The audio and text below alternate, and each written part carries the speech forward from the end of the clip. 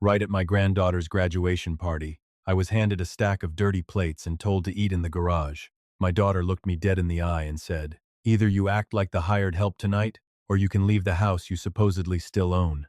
Then she took the good bourbon out of my hand and gave me a dish towel instead. But I was still the one whose name was on the deed.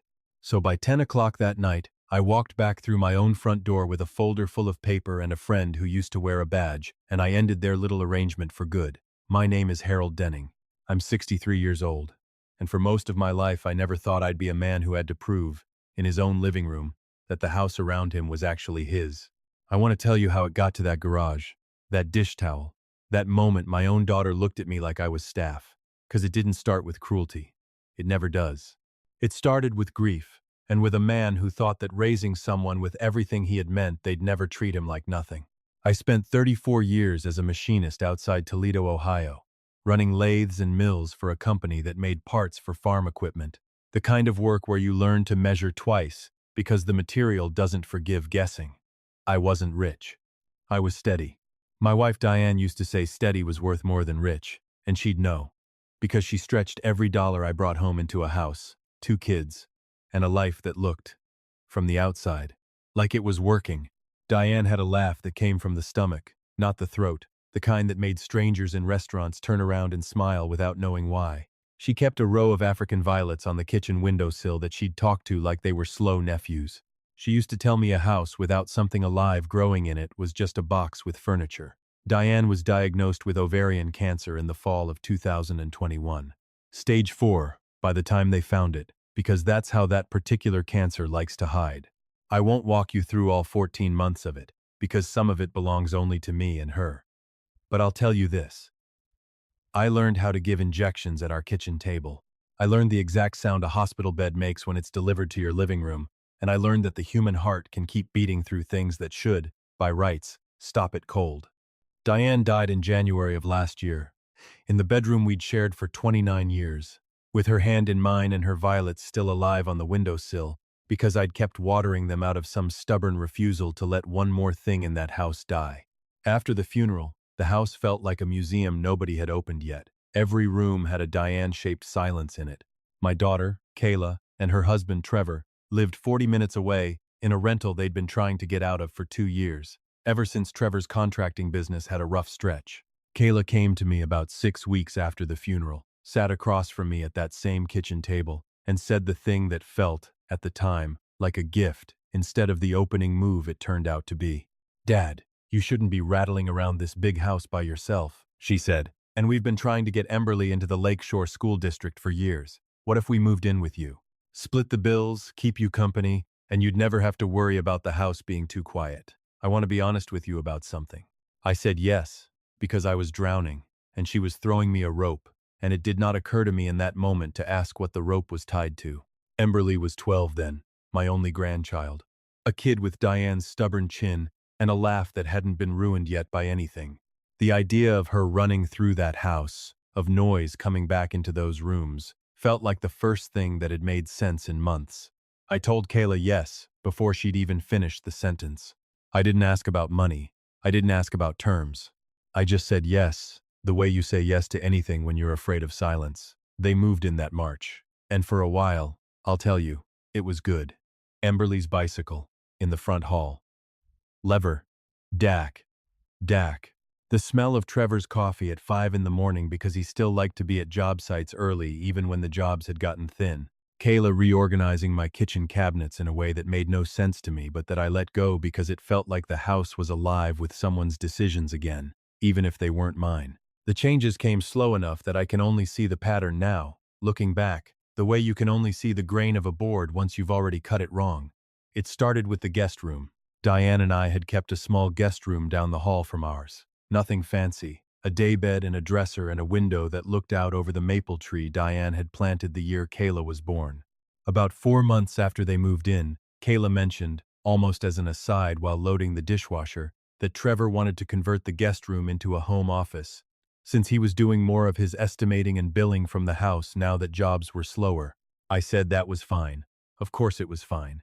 It was my house, and I said things were fine so often that year that the word stopped meaning anything, even to me. Then it was the dining room.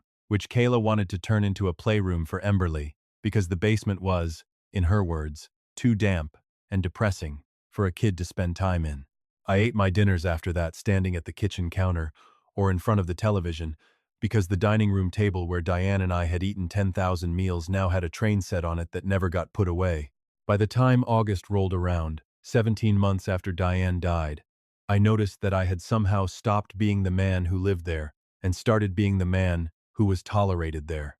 I couldn't tell you the exact day it happened. There wasn't a day. There was a slow accumulation, the way rust doesn't announce itself. It just shows up one morning on a tool you use to keep oiled. The basement is where it really turned. Trevor came to me on a Tuesday evening, freshly showered, smelling like the cologne Kayla had started buying him, and said that he and Kayla had been talking, and that with Emberly getting older and needing more privacy, and with his home office already set up, it might make sense for me to take the basement bedroom, since I didn't really use the upstairs rooms for much besides sleeping anyway. I want you to sit with that phrasing for a second, the way I had to sit with it. Didn't really use the upstairs rooms for much besides sleeping anyway.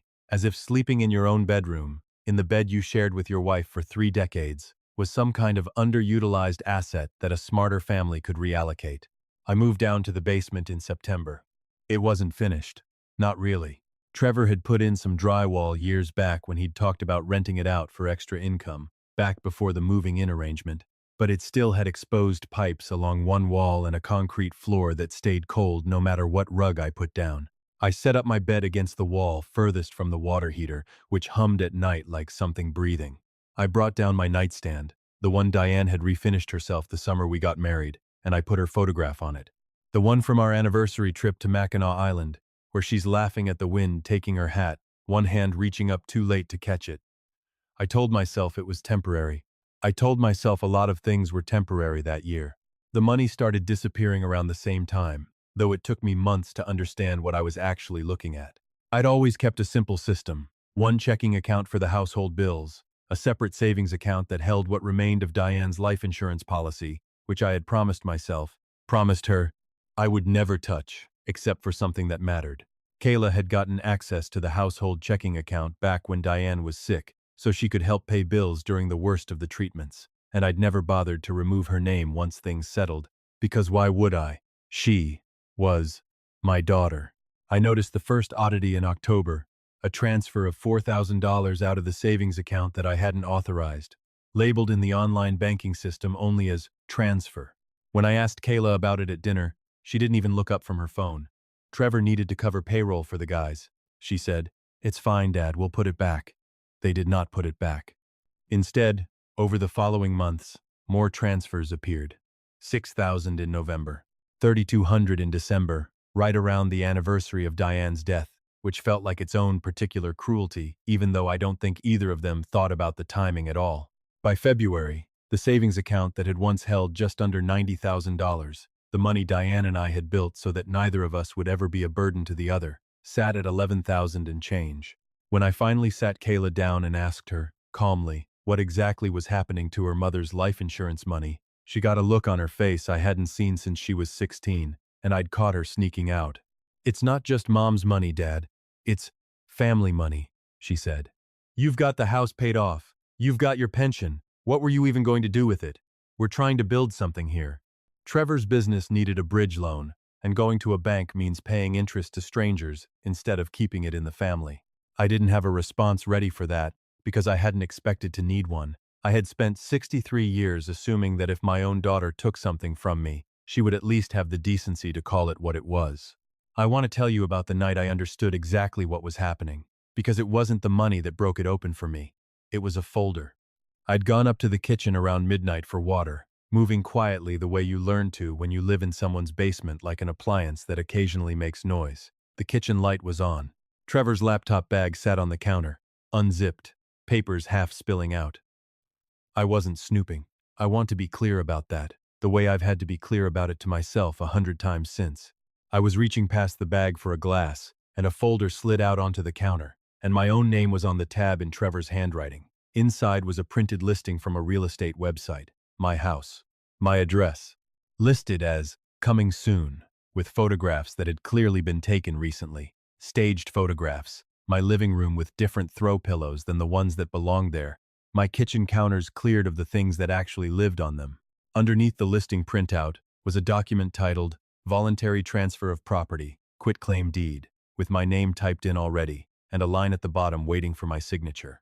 I stood in my own kitchen at midnight holding proof that my daughter and her husband were preparing to take my house out from under me while I slept 40 feet below them in a basement with cold pipes, and I did not make a sound. I photographed every page with my phone, careful to capture the dates, the listing agent's name, the notary block waiting to be filled in. Then I put the folder back exactly as I had found it, zipped the bag the way it had been, and went back down the stairs to my basement bed, and I lay there until the sun came up, thinking about the difference between anger and patience, and deciding, somewhere around 4 in the morning, that patience was going to be my weapon this time. The next few months, I became someone I didn't entirely recognize, and someone Diane would have been proud of, I think, in a grim sort of way.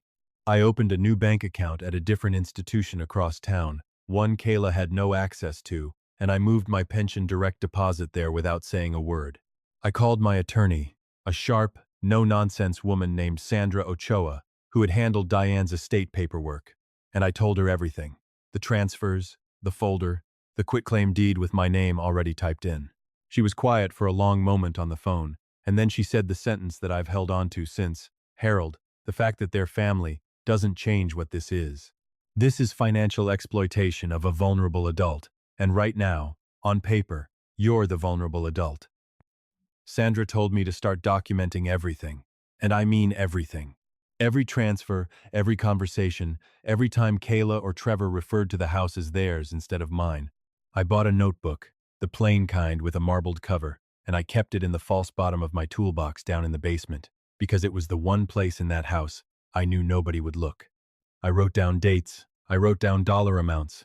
I wrote down the exact words Trevor used the night he told me, almost as a courtesy, that they'd been exploring options for the house's future. Since, in his words, you're not getting any younger, and it doesn't make sense for all this space to sit here half-used. I want to tell you about my friend Wendell, because he matters to this story the way ballast matters to a ship.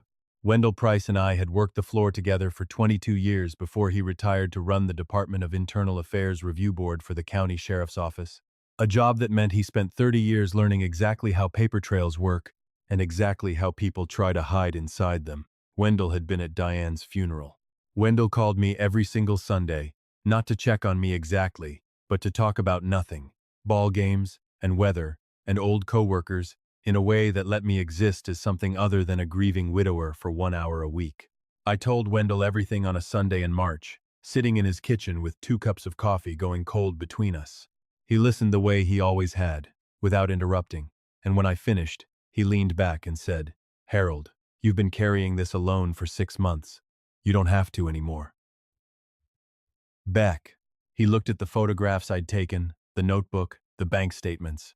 He didn't say much else that day, but he started showing up more, and I noticed that his showing up always seemed to line up with the moments I needed a witness who wasn't emotionally tangled in the outcome. In April, I did something that I think surprised even Sandra Ochoa. I hired a private investigator, a quiet, unremarkable man named Curtis Boyd, who spent 3 weeks confirming what I already suspected, that Trevor's contracting business hadn't just had a rough patch, it was functionally insolvent, carrying debts to 3 different suppliers that were closing in on legal action, and that the quitclaim deed sitting in that folder had been drafted with the clear intention of using my house as collateral for an emergency loan that would keep Trevor's company from going under entirely. My house, Diane's violets on the windowsill, all of it, about to be leveraged against my son-in-law's failing business, without my knowledge, let alone my consent. Around this same time, the treatment in the house shifted from cold to something closer to open contempt, the particular kind of contempt people show once they've decided, somewhere privately, that you don't matter enough to hide it from anymore.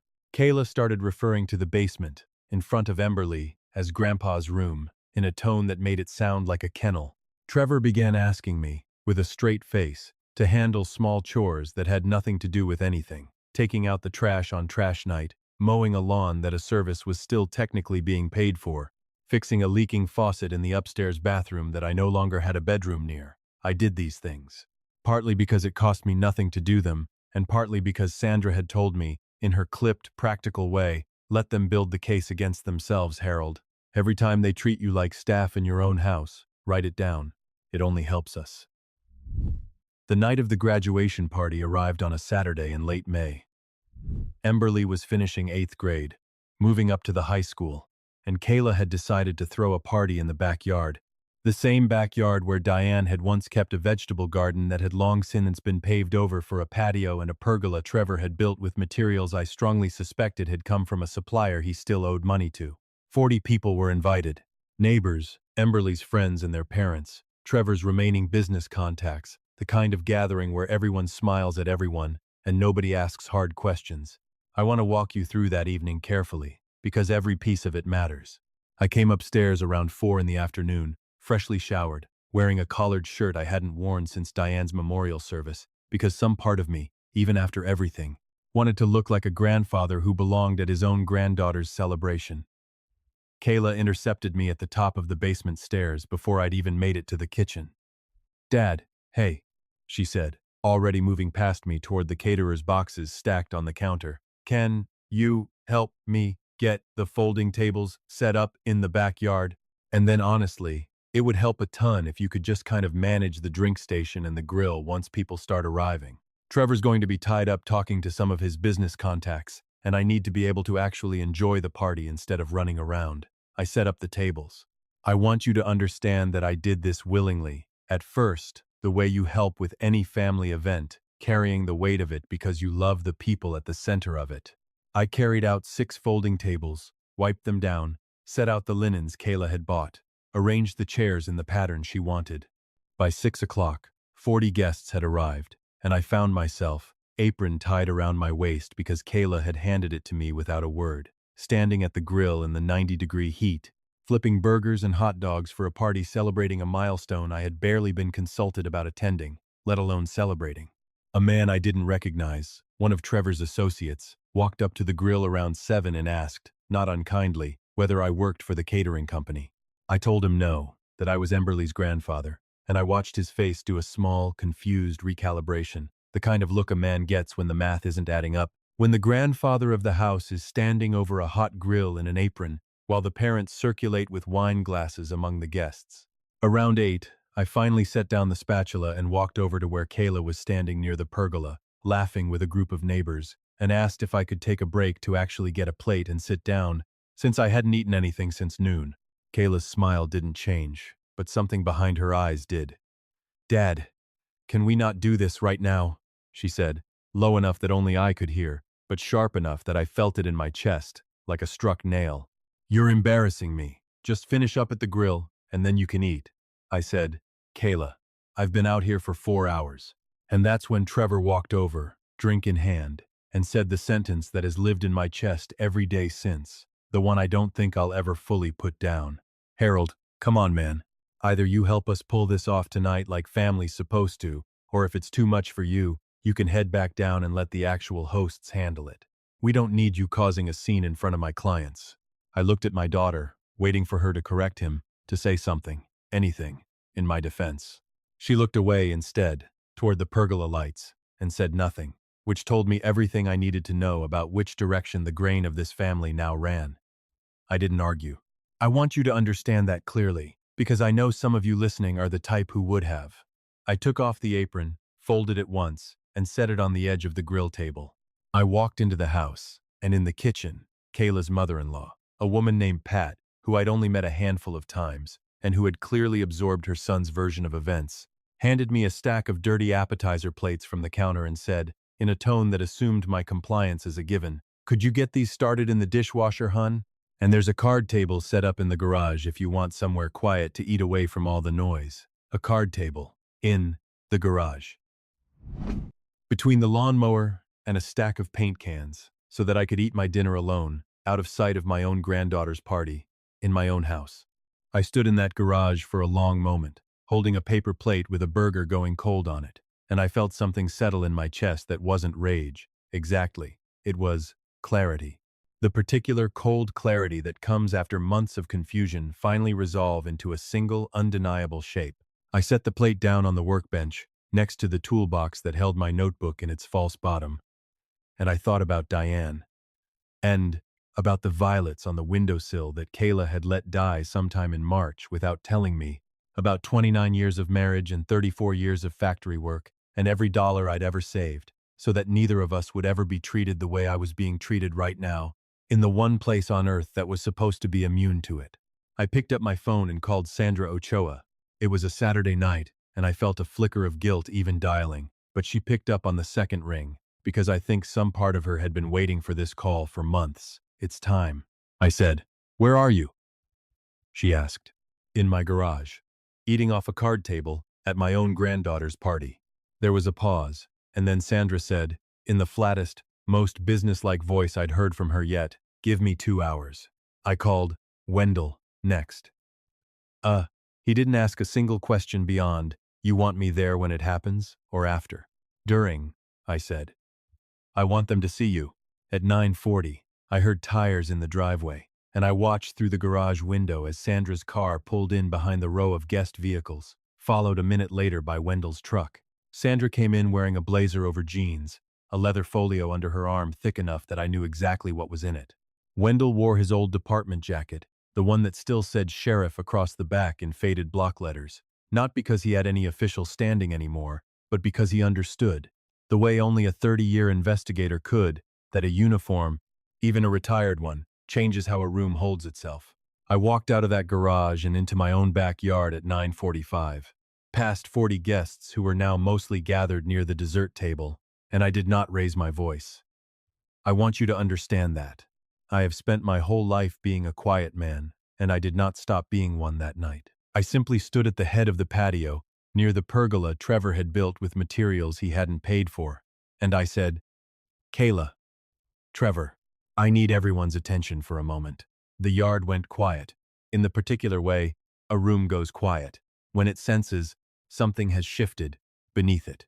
Kayla's face when she turned went through confusion, then embarrassment, then something colder as she registered Sandra standing beside me with the folio, and Wendell standing a few feet back near the fence, arms crossed, saying nothing, which was, I'd learned from him, sometimes the loudest thing a man can do. "Dad, what is this?" Kayla said, her voice pitched for the crowd, trying to reclaim the room. "You're going to do this here? Now? In front of Emberly's friends?" "I tried to do it privately for 8 months," I said. "You had me eating off a card table in the garage 20 minutes ago. I think we're past privately." Sandra stepped forward and opened the folio on the dessert table, moving the sheet cake aside without ceremony. "Mr. and Mrs. Ferris," she said, using their married name in the flat, formal register that tells a room the conversation has changed shape. "I'm going to walk everyone through the documentation, and then this can end as quickly or as slowly as you'd like it to."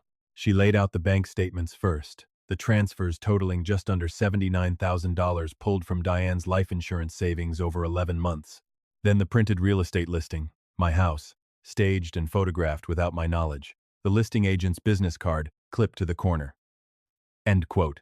Then the quitclaim deed, my name typed in, a signature line still empty, dated for a closing appointment that had been scheduled for the following Tuesday. Trevor's face went the color of drywall.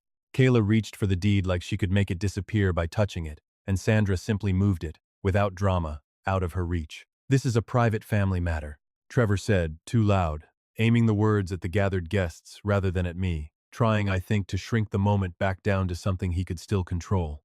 "It was," Wendell said, speaking for the first time, his voice low and even, "until you tried to leverage a man's paid-off house against your company's debts, without his knowledge. That's not a family matter anymore, Trevor. I spent 30 years reading files that started exactly like this one." Emberly had come to stand at the edge of the patio at some point during this, 12 years old, still in her graduation dress, and I watched her eyes move, from her mother, to her father, to me, doing the math a child that age shouldn't have to do. I met her eyes across the yard and gave her the smallest nod I could manage, the one that meant none of this is your fault, sweetheart, and I saw something in her shoulders let go, just slightly, the way a kid's body relaxes when an adult finally takes the weight off them. Kayla started to cry, the kind of crying that comes from being caught rather than from remorse, and I want to be honest, some part of me wanted to comfort her the way I'd comforted her through every scraped knee and broken heart for 31 years. I did not. I let the silence hold instead, because I had learned, slowly and at great cost, that comforting someone mid-consequence only teaches them that consequences are negotiable. I told them that night, plainly, what would happen next. Sandra would be filing paperwork on Monday morning to have my name removed from any joint accounts, to place a formal fraud alert, and to pursue restitution for the funds already taken, funds that belonged, by any fair accounting, to Diane's memory as much as to me. I told Kayla and Trevor they had 30 days to find another place to live, a number Sandra had already worked out with me in advance, generous by any legal standard, more generous than I think either of them deserved. I told them the quitclaim deed would never be signed, not that night, not Tuesday, not ever. I am comment. Trevor tried, for a moment, to make it about me, to say something about how a man my age shouldn't be living alone in a house that size, echoing almost exactly the language from that folder I'd found in his laptop bag 10 months earlier. I let him finish. Then I said, Trevor, I ran a lathe for 34 years without losing a finger, because I paid attention to what was actually happening in front of me instead of what I wanted to be happening. I've been paying attention in this house for 8 months. I know exactly what I am, and it isn't confused. The party ended itself, after that, guests drifting toward their cars, in the particular hush that follows, watching something private turn public. Pat gathering her son's arm and steering him toward their car without a word, the sheet cake left half-cut on the table. By 11, it was just me, Sandra, Wendell, and Emberly, who had refused to go inside, sitting instead on the porch steps with her knees pulled up to her chest. I sat down next to her, my own knees protesting the way they had all evening, and she leaned into my shoulder the way she used to when she was small enough for me to carry. Grandpa, she said, are Mom and Dad going to be okay? They're going to be fine. I told her, and I meant it, because fine and comfortable are not the same thing, and I had stopped confusing the two somewhere around that midnight in the kitchen with the folder. They're just going to have to be fine somewhere else for a while. Are you going to be okay? I thought about that question longer than she probably expected me to. Yeah, buddy? I said, using the word Diane always used with her when she was small, and Emberly smiled at that, just a little, recognizing something of her grandmother in it. End of quote. I'm going to be more than okay. I'm going to be home. Wendell and Sandra helped me fold the tables afterward, the three of us working in the kind of easy quiet that only comes after something hard has finally resolved. At the gate, Wendell put his hand on my shoulder the way he had every Sunday for months, and said, You did that right, Harold. Slow and right. Then his truck pulled away, and Sandra followed a few minutes later, folio tucked back under her arm, promising to call Monday. I walked back through the house alone, a little after midnight. I went upstairs, into the bedroom I hadn't slept in for 8 months, and I opened the closet where I'd stored the box of Diane's things Kayla had packed away the week they moved in, back when I still thought their moving in was a gift instead of an opening move. Her photograph from Mackinac Island was on top, the wind still taking her hat in the picture, her hand still reaching up too late. I carried it downstairs and hung it back on the wall above the mantel, where it had always belonged, and I stood there looking at it for a long time. We're all right, Diane, I said, out loud, to an empty living room that didn't feel empty at all anymore. Took me longer than it should have, but we're all right. I went back down to the basement one last time that night, not to sleep, but to retrieve the notebook from the false bottom of my toolbox. The marbled one with 11 months of dates and dollar amounts and small cruelties written in my own careful machinist's hand. I brought it upstairs and set it on the kitchen table, where it belonged, in the house it had been protecting the entire time. If this story taught me anything, it's that love without boundaries isn't love. It's just an open door that anyone can walk through and take what they want. I spent 31 years being Kayla's father before I finally understood that being a good father sometimes means being the one who says no, clearly, with paperwork behind it. I waited too long to write anything down. Don't make my mistake. The moment something in your own house starts to feel wrong, date it, keep the receipts, and find one person in your life like Wendell, someone who will simply show up and stand at the fence and say nothing, because sometimes that's the loudest thing a person can do for you.